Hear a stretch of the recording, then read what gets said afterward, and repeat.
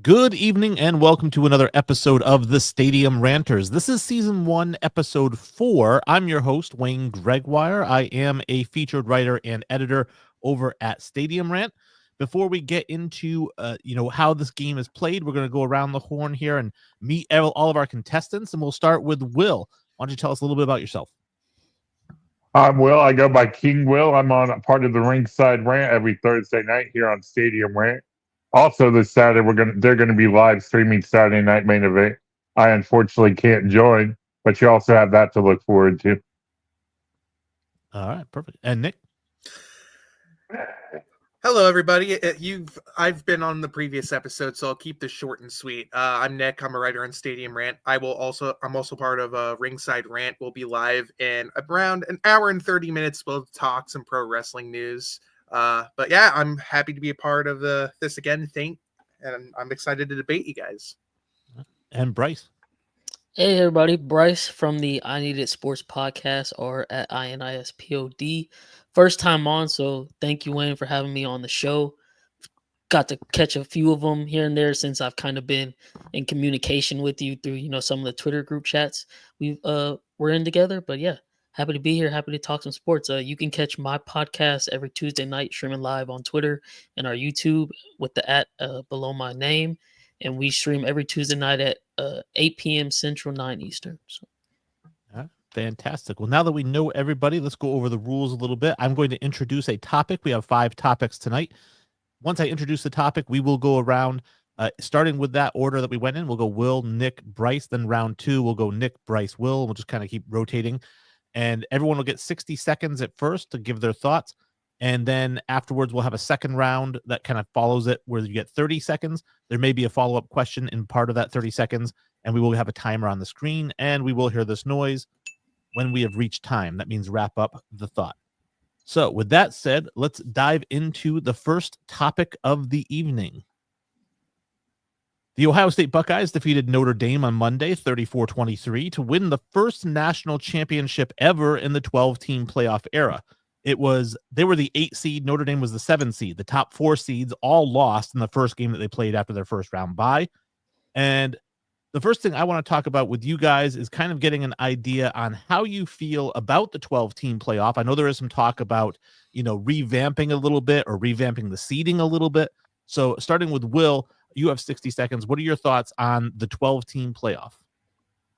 Oh, I love the 12-team playoff as far as this year's version, but there's some tweaks that need to be made. All 4 teams that got first round byes got beat. It was Team 8 versus Team 7. Neither one of those teams would have been in the old format. One thing I'm not quite sure I understand, the viewership was down for every round of the tournament. Also, a question you had asked earlier today in all of our group chat. No, Ohio State fans do not need to apologize to Ryan Day. Yes, he won the national championship, but he can't seem to beat Michigan. Now, I'm a diehard Red Sox fan. That'd be like we win the World Series, but we can't beat the Yankees. That's not good enough. I do think you need to have byes, but it needs to be teams 1, 2, 3, and 4, not necessarily conference champions. But all in all, I liked the first year of it. All right, perfect. Stepping on my toes a little bit here with the second part of that question, which we'll come back around to. Though, Nick, what are your thoughts on the 12-team playoff? I thought this was a great experiment. A lot of positives, especially the financial gain that the NCAA and other colleges get. But they definitely need to change a few things. The 2 main ones that come to mind, first off, got to get rid of these first-round byes. A, there's too many. I just think that they got to cut that down. B, 4 teams having just byes is just a missed opportunity. It really is. If you want to do the top 2, like they used to do in the NFL back in the day, that would be perfect. But 4 is just too many. Too many to this. And something Will mentioned, and they got to change this, the schedule, it got elongated. It got pushed into, NFL playoff timing, during the conference, not the conference championships, the divisional rounds, the wild card rounds. Are we supposed to be shocked that the viewership and the ratings were down? So yeah, that's got to change. And I hope that this is a wake-up call for the NCAA for next year. All right. And Bryce, your thoughts on the 12-team playoff this year? What sort of things you might change, or what do you like? I was a big fan of it. I'm sorry for anybody out there that's like pro SEC, but I actually liked, teams like SMU, Boise State, Indiana getting their chance to, get into the dance, so to speak. I know obviously the first round was a lot of blowouts first year, so I'm not expecting that to be a trend moving forward. But as for, everybody that was complaining about the teams that did make it, you've seen Tennessee get in from the SEC. They got completely blown out by Ohio State, who, Ohio State basically blew everybody out en route to the championship. But yeah, I agree with Will and Nick. They need to get rid of the first round buys probably. And it shouldn't be the conference champion gets the automatic bye of the top 4 ranked ones. I feel like you have, the college football rankings for the last, month or so of the season. Okay, conference champions get an automatic bid in, but through 1 through 12 of those rankings, that's how you go about seeding them. You don't get to jump someone just because you won your conference when you might not have had as strong a season as someone else. And I think that'll help fix the balance. All right. Well, that's how we feel about it. And Will touched on it a little bit, and we'll start with him, and then we'll get back to Nick and then Bryce on the Ryan Day situation. So, where I disagree with Will, and I'll let him expound on it a little bit more, is I'm a Patriots fan. So we went 18-1. Now, if you ask me, would I rather be the Giants that went 9-7 and won the Super Bowl, or that went 18-1 and lost in the Super Bowl? I'd rather be the Giants that went 9-7 and won the Super Bowl. So for me, it's not about beating Michigan. If I'm Ohio State fans, I think they need to chill on it. He brought you the first national championship in a decade, and obviously he's the second winningest coach in all of college football behind Kirby Smart. But yeah, I'll let you go a little bit. That's just my thoughts on it. I had to get it out because you brought up Ryan Day, and I'm a New Hampshire guy. He's a New Hampshire guy, so I had to defend him. So, Will, what are your thoughts on Ryan Day a little bit more in depth? He did bring him their first championship in a decade, and he does have an 875 winning percentage. Those are both great. And you could argue that the 2023 loss to Michigan is tainted, as is I refuse to recognize Michigan as a 2023 champion. And if you want to know why, go to Netflix. They'll explain why. But he was hired to beat Michigan and win national championships. So do they owe him an apology for past losses? No. They owe him grace moving forward. I don't think you should apologize for the past because he hadn't won the title. But moving forward, say he doesn't beat Michigan next year. Okay. Give him a little bit of grace. But if it continues to be a thing, then you got to wonder whether or not he's ever going to beat Michigan. And I believe that's what got John Cooper fired from Ohio State. All right. So I'll turn it over to Nick and get your thoughts on this, Nick. Obviously, like I said, Ryan Day, second winningest coach in college football actively. And obviously, if he continues to lose to Michigan, but he continues to get to the Final Four, possibly win multiple championships, how much leeway do you think Ohio State fans should give Ryan Day? Honestly, all that matters is winning championships. Like, yes, you can't beat Michigan, but honestly, who really cares if you're winning the big one at the end?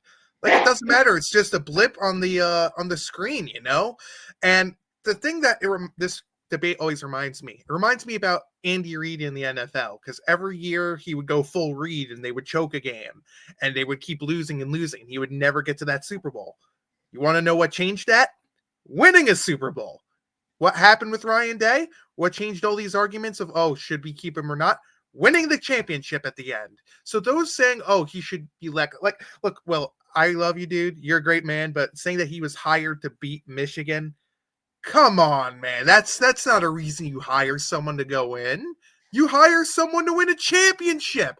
It's like the NBA. It's the amount of rings you win that matters on your resume, not the amount of wins you beat a single team. Come on. Well, I do want to turn this over to you, Bryce, kind of almost even touching on the Patriots-Giants analogy that I used earlier. Obviously, with the Giants, you had Jim Fossil, who was about to get fired, then wins a Super Bowl, gets an extension. The year he's about to get fired, he wins another Super Bowl, gets another extension. So your thoughts on Ryan Day winning this championship amidst the talk, like literally weeks ago, that he was going to be fired? Well, I would like to actually take another Philly coach analogy because I kind of liken Ohio State football fans to Philadelphia Eagle football fans. Doug Peterson won a Super Bowl in 2017. 2 years later, he was fired because he was no longer getting the job done. So I agree with Will. Yeah, Ryan Day probably just got himself, a couple years of grace because he won the championship. But I would say this, if he does not beat Michigan within the next 2 years and doesn't have, a deep postseason success run like he did this year, I'm not saying he's got to win the championship every year, but if they don't at least make the college football playoff, given us 12 teams, and they don't advance to maybe the Final Four, maybe another championship game, then I think Ohio State fans will still be calling for him to be out, because at the end of the day, it is about winning championships, but it's also about beating that team up north for those guys. And that's what they pride and champion themselves on. They could have the worst season, but if they beat Michigan, that makes it one of the best seasons in their eyes. So he's going to have to couple this with winning, championships. But I think he kind of got that monkey off his back with the championship this year. We'll see him beat Michigan moving forward. All right. And then one last quick question on this topic. Again, obviously Ohio State, the best recruiter at Ohio State is the name Ohio State. So it's not necessarily Ryan Day. People are going to go there because it's Ohio State, and when you have the best horses, you don't necessarily need the best coaching because you can out talent everybody. So my question for you, we'll go around the horn, Will, Nick, and Bryce real quick. Give me the percentage of this championship being Ryan Day's championship and this percentage being just, great players going there because it's Ohio State. Will. I'm going to give Ryan Day 60% of it being on Ryan Day. They've had great players under Fickle and Urban and other coaches, and they've only had one championship since 2000. So you got to give Ryan Day 60%, and 40% of it's because it's Ohio State. 60% to you, Nick. What do you think percentage-wise? I'm going to go with 75% with Ryan Day, 25% with Ohio State. Yes, like the name Ohio State, and I agree with you. And this goes to Notre Dame, this goes to LSU, this goes to Alabama. The name of the campus does bring people there. But what actually develops players? Coaching. And coaching is extremely important in this sport. It really is. And this goes to high school, this goes to professional, this goes to the NCAA. So coaching really matters in this league.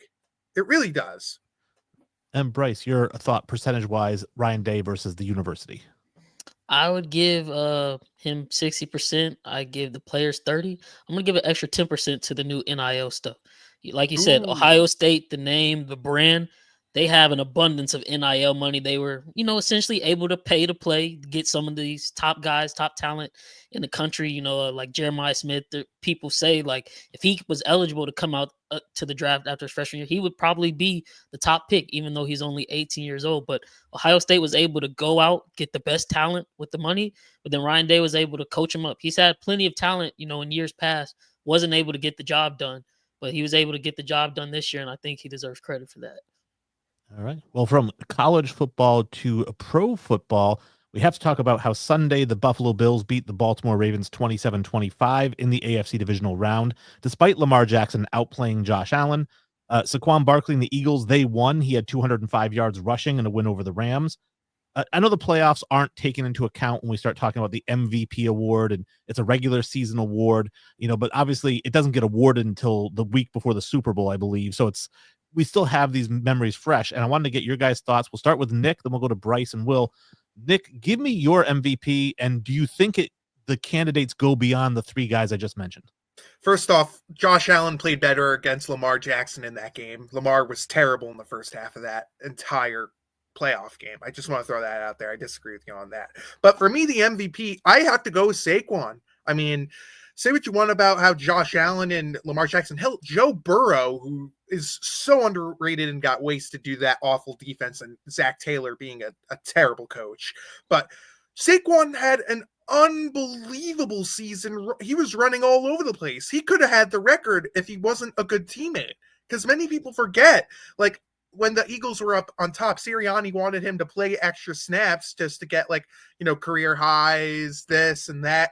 Saquon allowed those snaps to go to the younger players. So he could have had records broken at this point, and he didn't even play in week 18. The dude is so important to this offense, to the Eagles, and I'll be very excited to see the Eagles represent the NFC in the Super Bowl this year. All right. So I'll go to Bryce, kind of same question. Are you picking an MVP out of one of those three guys, or do you think that there's another candidate outside of those three guys? No, I think these three guys are cream of the crop. Unfortunately, I hate how this goes nowadays. It just seems like the MVP is just the quarterback award. In a perfect world where that's not the case, I agree with Nick. It has to go to Saquon Barkley. You've seen it this past weekend in the playoff game. I know it's a regular season award, but Jalen Hurts, it's not even that he's been playing bad, but he hasn't been producing any type of numbers really. Saquon is literally carrying that team on his back in the clutch moments, taking off for 60 yards, had a previous, 60-yarder earlier in the first half, had multiple runs just like that during the regular season. He has literally been the engine of that offense throughout the whole season. And if it wasn't for him, being an unselfish player, he would have all types of records. People don't even mention that he's probably vultured out of 10 to 15 touchdowns just with the tush push and Jalen Hurts, because when they get to the one, they don't hand him the ball anymore. And he's okay with that. But I think it should go to Saquon in a perfect world. But if not, I would give it to Jackson just for what he did in the regular season. But obviously, he did lose the playoff game versus Josh Allen. So, And Will, your thoughts? 3 go in, 1 comes out. What are your thoughts on the MVP race? I think it has to go to Saquon Barkley. He's in the NFC Championship game. Now, I'm a huge Louisville fan. Anybody who knows me knows that. But once again, Lamar was Lamar and choked in the playoffs. Absolutely horrible performance. Me and Nick kind of went back and forth about this a little bit on Sunday, whether or not it was entirely Lamar's fault. I want to put a little bit of the blame on Mark Andrews. But as far as the MVP goes, Saquon Barkley had 2,000 yards. He carried the Eagles. Jalen Hurts isn't playing good football. In fact, if it wasn't for Saquon, I don't think the Eagles make the playoffs. Where I am going to disagree with Nick. I'm sorry, buddy. You're not going to see Jalen Hurts in the Super Bowl. You will, however, see Jaden Daniels and Josh Allen in the Super Bowl. I also think the MVP should be decided after the Super Bowl. Okay, well, that's an interesting take. Yeah, taking playoffs into consideration, a playoff run. I do want to bring this up, obviously, because as we go back around with everybody again, I'm a big Lamar should win the MVP guy. I think he should win it every year. He's just unbelievable. But I just want to throw some numbers out there about Saquon. Saquon, yes, he had 2,000 yards rushing, but he wasn't Wilt Chamberlain scoring 50 points a game and the next closest guy averaged 30. All right. Saquon had 2,000 yards. Derrick Henry had 1,965. So it isn't like he blew away he wasn't, in my opinion, he wasn't even the best running back in the NFL, because Saquon Barkley had 108 points this year versus, Saquon Barkley had 90 points. And the reason I think that MVP goes to the quarterback is the perfect example. Lamar Jackson accounted for 70% of his team's yards this year. 70% of his team's yards were accounted for by, Lamar Jackson. And meanwhile, Saquon Barkley accounted for 36% of his team's yards. Lamar Jackson accounted for 52% of all the points scored by the Ravens this year. Saquon Barkley accounted for 19% of all the points scored by the Eagles. So that's the reason I think it goes to quarterbacks. And if we are going to give it to a quarterback, I just feel like Lamar Jackson is the best quarterback in the NFL. He was the best quarterback this year. He's only the second player ever to have 40 touchdowns and less than 5 interceptions. Besides Aaron Rodgers. So I had to get that out. And now we'll start with Nick, and we'll go back around the horn again. Any final thoughts? Again, I put my hat in the ring for Lamar Jackson. Yeah, and the other case you could make with Lamar is he played hurt. And Bryce, you mentioned this earlier. You give the credit more to Saquon to Jalen. Jalen Hurts has also been hurt most of the season. He's dealt with, I think, a shoulder issue, a knee issue, and I'm pretty sure he dealt with a concussion, if I remember correctly, where McKee, whoever his name is, McKee, this was before Kenny Pickett had his rib injury. I mean, what else is new? I lost track how many rib injuries that guy's had. But point is, Saquon, if he played as many snaps as he should have, would have been so far ahead of Derrick Henry. And here's the thing, too, with Derrick Henry. He's a generational talent. He really is a generational talent. Saquon's also a generational talent who has the O-line, finally is broken out to prove why he's a generational talent. Because with the Giants, his career was just... It was so sloppy. He needed to change his scenery. And now people understand why he is a Hall of Famer. All right.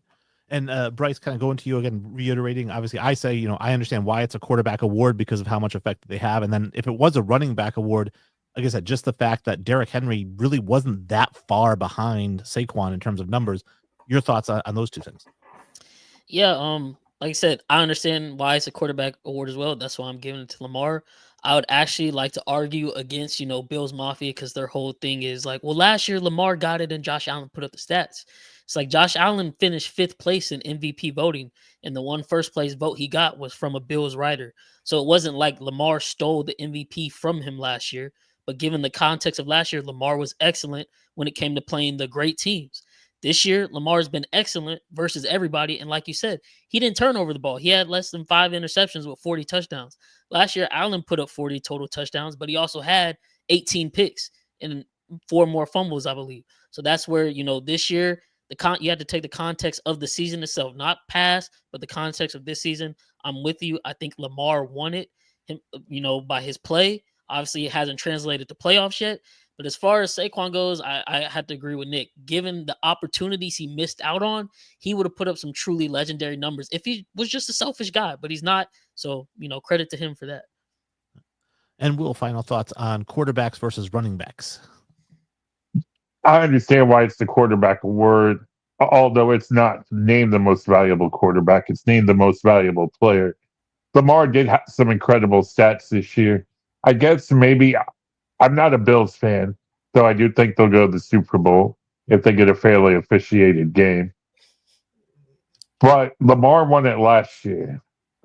I just hate giving the MVP to the same guy over and over and over again, whether or not he might be the best quarterback in the NFL.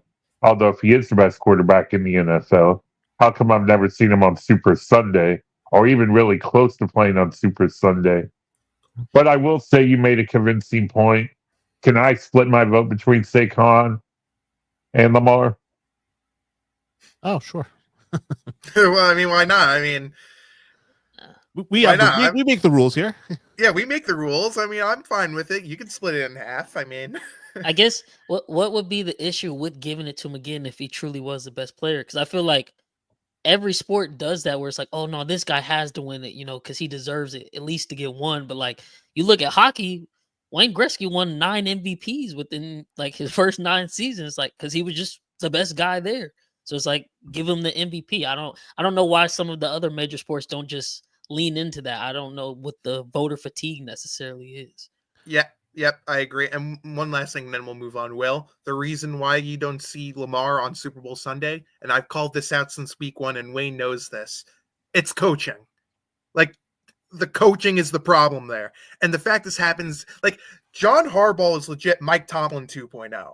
Like, with how bad the coaching is, he hasn't done anything in like a decade. Like, I think it's like 3 playoff wins he's had in like 10 years, I think, if I remember correctly.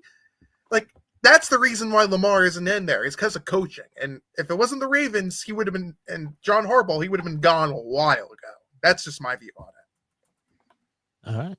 So the next topic we have, we're going to go back to the amateur game. And this one's an interesting story to me. And that is about Xavier Lucas, who is a cornerback for Wisconsin.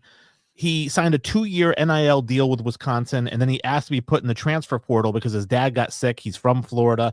And the team is supposed to have 2 days to put you in the transfer portal after you ask to be put in it. Wisconsin said, we're not going to put you in there at all. So what he ended up doing is unenrolling from Wisconsin, then enrolled at Miami, and he's going to be eligible to play for Miami this upcoming season. The NCAA has come out and said, that's fine. He didn't do anything wrong. But if you can just do that, and I'm going to start with you, Bryce, what's the point of the transfer portal in the first place? There is no point in the transfer portal in the first place if you can't do that. And that's kind of what we've come to with this new NIL integration into the NCAA. The system is broken. It was built, for amateurs. These guys are no longer amateurs. I want them, to be able to make money off their name, likeness, and image. But there's got to be some type of structure to it. I just don't think the NCAA has the governmental body to do so. That's not what it was created for. And now that you're trying to implement the two, it's not going to mix because that's just not what the foundation of the NCAA is. And so he didn't technically do anything wrong. And technically what he signed, from what I was reading up on, was it's a MOU. So it's not necessarily any legally binding contract that would keep him there for those 2 years. So like you said, once you input your name into the transfer portal, you have 2 days. The team has 2 days to do it. Wisconsin didn't do it. Makes it even more, morally incorrect. He was doing it because of his dad's sickness. And so he took matters into his own hands and technically didn't do anything wrong. How about your thoughts, Will? What is the point of the transfer portal if people can just drop out of school and go to another school? Well, anybody who watched me on the live stream Monday night for the college football playoff knows I can't stand the transfer portal. I don't think it should exist unless your head coach leaves. But he didn't do anything wrong. He said, "Hey, I want to leave." They said, "Hey, you're not gonna leave." He said, "Cool, I'll circumvent the rules since you won't cooperate with me." Now, the only part of the story that I might have a problem with, he signed a 2-year contract. What is he, an NFL free agent, an NBA free agent? We're giving out multi-year contracts now. I thought NIL was supposed to help you, not be the reason you went to a school. Not, hey, Ohio State offered you 50,000, but I'll offer you 150,000. Is that where we're headed now? We're going to start offering multi-year contracts with certain dollar amounts? Because if so, we should change it from college football to the NFL Junior League or NFL Minor League. So my only problem with it is he signed a 2-year NIL deal anyway, because I feel that goes against the rules. We'll definitely come back around on the money side of things. I do have a follow-up on that. Nick, but your thoughts on the transfer portal and the idea that somebody can just drop out of school, go to another school, and not actually have to go into the transfer portal? What we're seeing now is the dark side of the NIL. We really are, where things get murky and introducing, money into the phrase and all these binding contracts, which I thought Xavier's contract was binding. So I guess I was mistaken there. So Bryce, thank you for the information there. I did not know that. But here's the thing. Xavier, he did nothing wrong. In fact, I think he's the good guy in this entire thing because he's trying to take care of his family. And no matter who you are, if you want to go somewhere due to your family, that's awesome. That's fine. It's not like he wants out like some, disgruntled player that wants to leave, For me though, it just makes things super, super tricky when there needs to be a way where you could only transfer a certain amount of times. And once your NIL is expired, then you could do the transfer. Because once you join a college and you sign an NIL, that's a legally binding thing. But, things could change. This is a part of the growing pains of the NIL process in the NCAA. Well, I do want to touch when we go back around here about the money, about the NIL, and actually kind of clear up a little bit about how it works. So universities aren't allowed to sign contracts with the players, and universities aren't allowed to pay players directly. This money comes from boosters. It comes from people who are from usually those universities, and now they own businesses, and they're going to use these kids to market them to sell their product. So when you sign a 2-year NIL deal with Wisconsin, it's not with technically Wisconsin, it's with Wisconsin's boosters. And so if John's Laundry wants to pay you $2 million a year for the next 2 years, and you go to Miami, John's Laundry can still do commercials with you, but you're just not playing at the university that he went to, and that's why he was giving you the money in the first place. So there is a little bit of muddy water there. Like I said, the university can't sign you. It's not a binding contract with the university. It's just a contract that you sign to get money from sponsors who usually went to that university. And I know, Will, you talked about the contracts. Obviously, we had the kid from Michigan, Underwood, the quarterback, signs a 4-year deal with Michigan. But again, he could turn pro after 3 years. It's not binding that he has to play for Michigan. It's just saying that he can get money from Michigan sponsors. But kind of let's dive a little bit into the money. So, Bryce, I want to get your thoughts. Obviously, we talked a little bit about the transfer portal and how kids can just leave if they want to, and the transfer portal doesn't matter. Let's dive a little bit more into the NIL and your thoughts on players getting paid to play at the university. Because I'll be honest with you, don't let my opinion sway you, though. I've been pushing for these kids to get paid since before Ed O'Bannon even went to UCLA. I've been pushing for these kids to get money because if the owners, I call them, the universities are making billions and they were preventing these kids from getting anything. I'm sorry, pay these kids millions. I'm fine with that. But let's get your thoughts. NIL, your thoughts on the whole NIL in general. Yeah, like I said, I'm pro player as well. These universities making so much money off of these guys. They deserve to get a portion of it. It's just hard because, like I said, NCAA wasn't created for this. And now it's kind of like you almost have to do like Will said. It needs to be like a junior league to the NFL or something now because it's not college athletics anymore. I like the fact that, the boosters can pay these guys. But then it's like you have like Ohio State. Obviously, one of the biggest universities in the country, they're going to have a much bigger pool of money to, spread out for these top guys, comparative to some of the smaller schools like Indiana that made it this year in the college football playoff.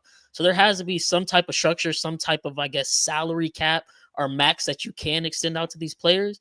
And on the flip side, you said with Michigan Underwood, I wouldn't pay an 18-year-old kid a 4-year contract for like $10 million. I just wouldn't do it because they're a kid. You don't even know what he can do at the college football level. You have an idea, but he hasn't done it yet. So yeah, it's definitely a lot of muddy waters to navigate through.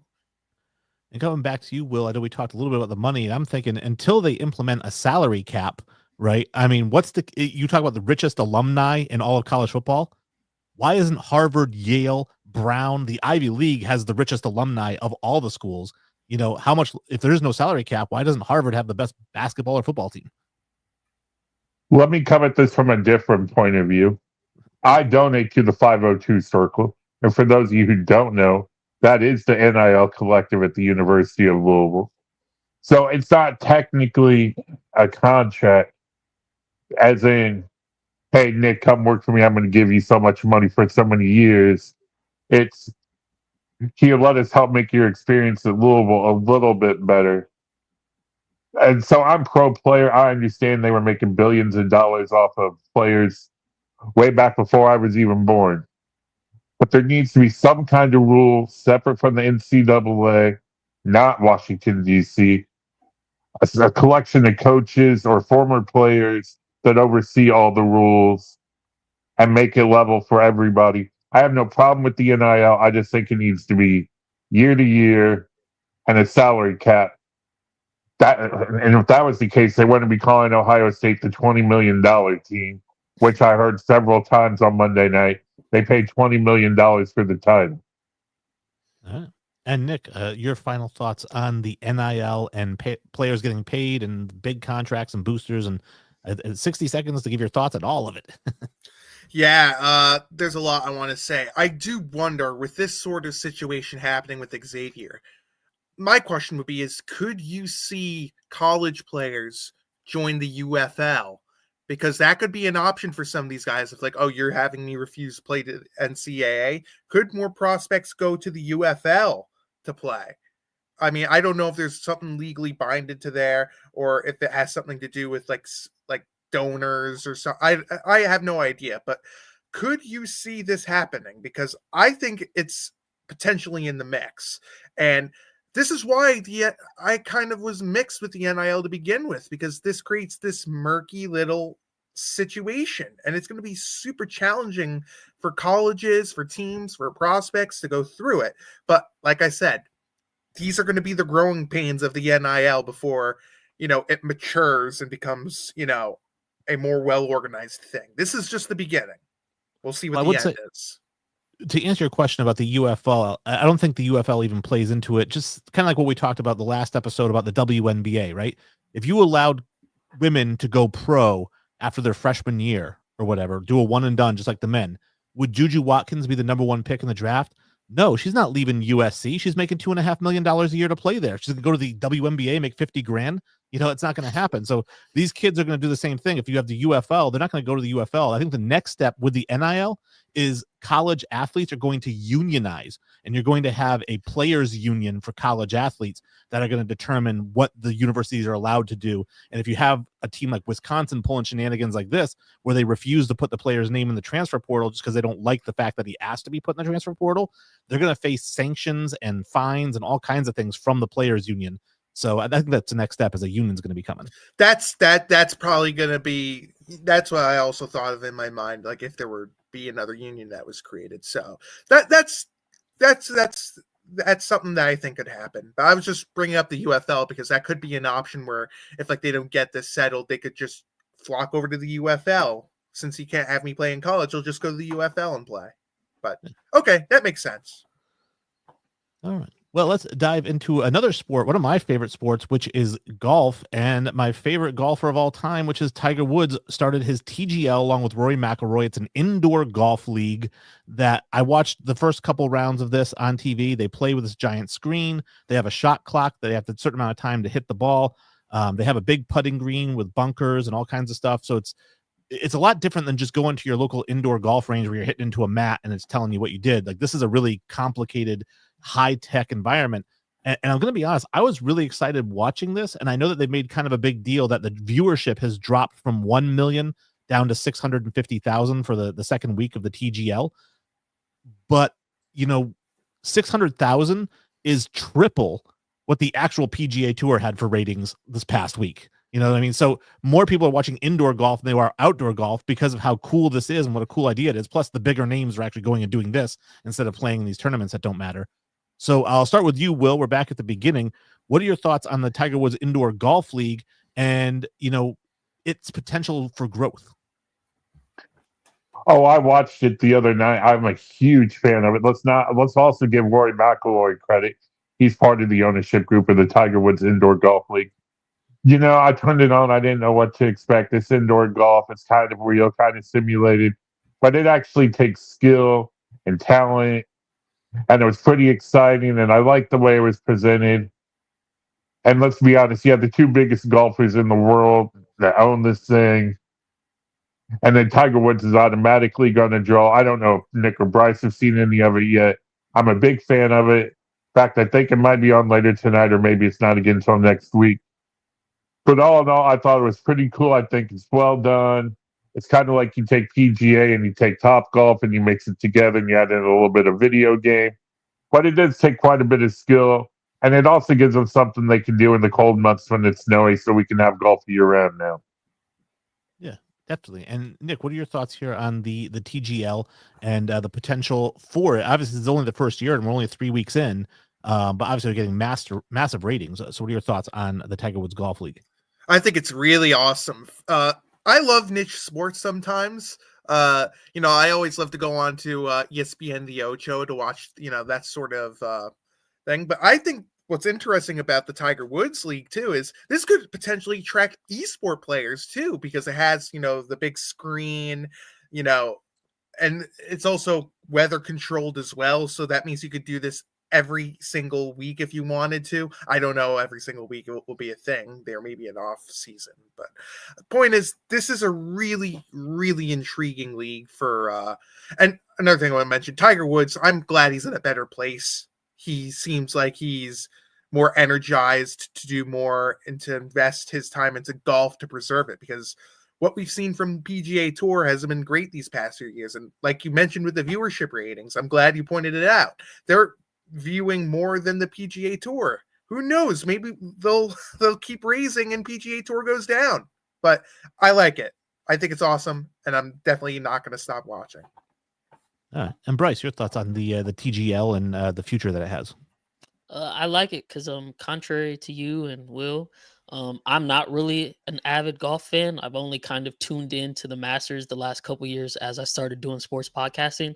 But I think this gives an avenue to bring in younger viewership and new viewers because it's something different, and it's not necessarily just the average golf experience. You kind of got the experience with the players mic'd up. You kind of get a look into some of the banter in between the games and everything. Obviously, it's newer technology, so there were, a few bugs seen where it's like some of these guys wouldn't hit shots this bad, but that'll come with time and fine-tuning the technology. But I think it adds a new experience. One of the challenges I think the league will face sort of with the viewership thing is they'll have to find some sort of balanced schedule where it's like, as an NFL fan, everybody knows Sunday, Monday, Thursday, you can watch an NFL football game and you know where to watch them at. As for the TGL, they're going to have to kind of find that happy medium where it's like, we're not, trying to draw viewers from a big sport, but this is the nice time that you can come watch, indoor golf. All right. And Will, I'll bring it back to you here and we'll have 60 seconds, kind of two thoughts on this. Obviously, we just talked about viewership. We talked about the experience of watching this on television. But when I watch it on television, I think about the actual experience of going and watching it live in person. It's very intimate in the sense that it's in an arena. So it's not like you're millions of miles away watching from afar. You're right there. They're allowed to be loud. They're making lots of noise. There's rock music and hip hop music playing all behind them while they're hitting. To me, this reminded me of, like, I hate hockey. You put hockey on television, that's an Ambien for me. I'm asleep 5 minutes later. But going to an actual hockey game is awesome. Like, it's just so cool, the environment. That's what this felt like to me watching on TV. I bet you if you're at this TGL, it's like going to a hockey game. So I'm curious, Will, your thoughts on, the in-person part of this. Oh, I watched it the other day over at the local Applebee's, and there was quite a few of us that got together because it was Tuesday night and nothing else to do. Let's watch some TGL. It's kind of cool, relaxed atmosphere, the music. Whereas if you go to a PGA event, it's kind of like you're in church. Everybody's real hush hush. You can't make any noise. It's kind of boring. If you put on PGA golf, I'm gonna pass out. I would equate it to hockey. However, I do differ. I love watching hockey on TV. Maybe more so than in person, just because I like hearing the commentators.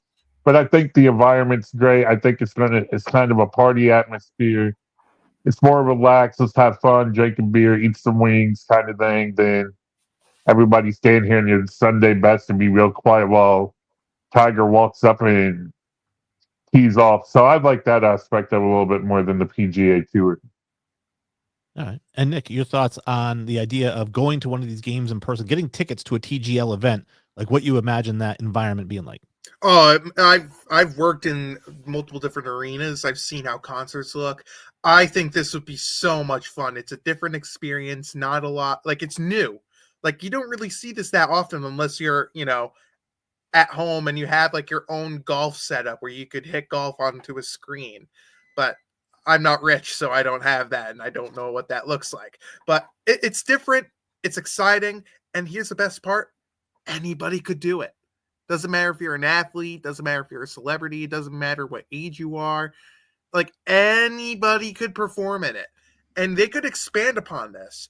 Now, they got to make sure that behind the scenes, everything goes well. Like, keep in mind, the product's great right now, but we said the same thing about the AAF. And little did we know that behind the scenes, it was an absolute mess.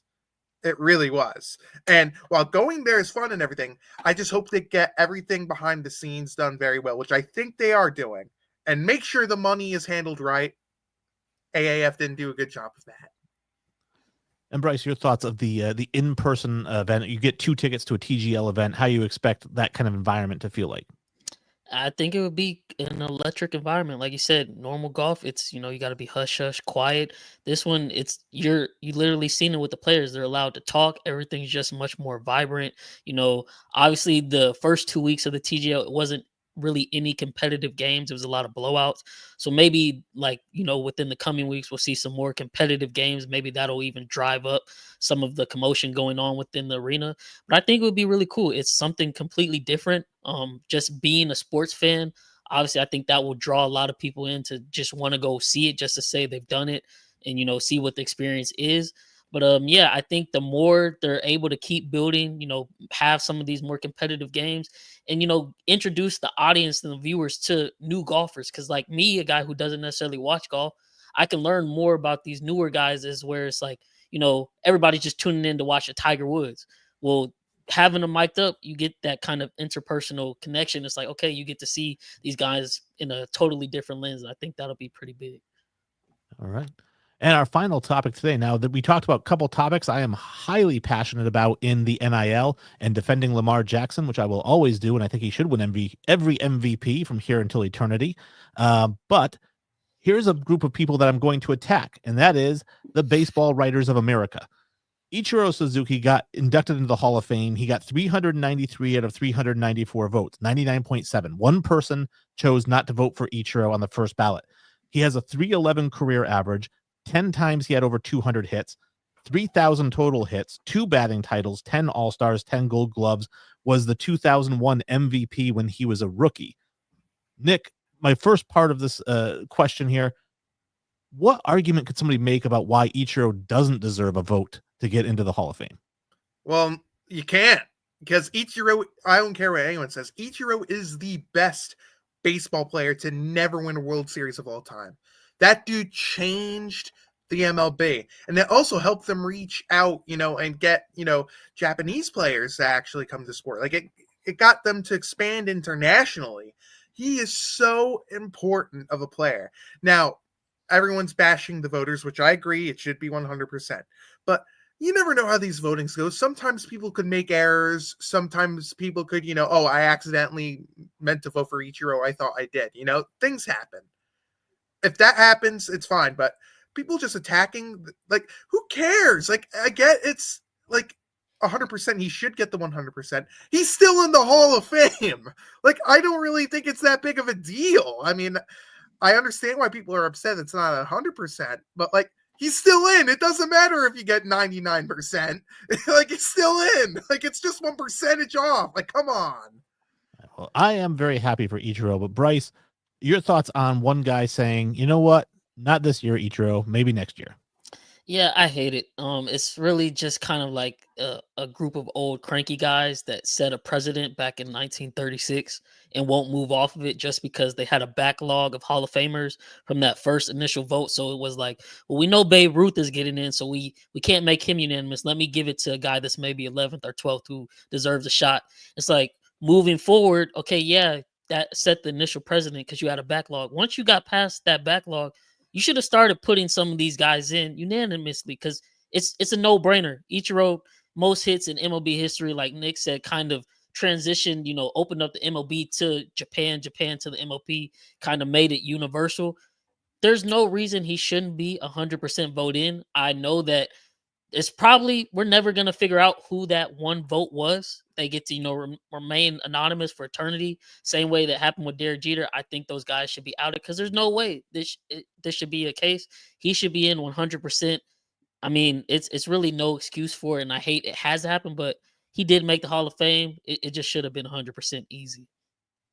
And Will, your thoughts about him not getting 100% of the vote, and also kind of touching on Bryce's point about the anonymity that these voters get if they decide not to vote for somebody? Well, this is my absolute favorite sport, and this kind of made me in a bad mood the other day. He should have got 100%. There was literally nothing else he could have done short of winning the World Series, and that's not his fault. Unlike other sports, one man cannot win you the World Series. Now, if you have, back in the day, Wilt Chamberlain could win you the NBA championship. You can't do that in baseball. One player can't win it. All it comes down to is some voter somewhere, probably in some small hick town, wanted to say, I'm the one guy that didn't vote for Ichiro. So starting next year, and hopefully this will be discussed, make all ballots so we can see who voted for who. And if it's 99.9% you decided not to vote, that's cool. You didn't have to vote for him, but you don't get to vote anymore. It's an absolute travesty he didn't get 100%. So I'm glad you brought that. I was actually just going to say the second part of this question is about voter reform, and my pitch that I made years and years ago, and I continue to make, is that you say 99%, but I say if a guy gets 90% of the vote or more, everybody who didn't vote for him loses their vote for eternity. They don't get to vote anymore because there's no excuse for Nolan Ryan with 5,000 strikeouts and 7 no-hitters to not be unanimous, or for Cal Ripken to not be unanimous, and definitely not for Derek Jeter or Ichiro to not be unanimous. So, Nick, what is your idea for voter reform to scare people into voting for players that should be in?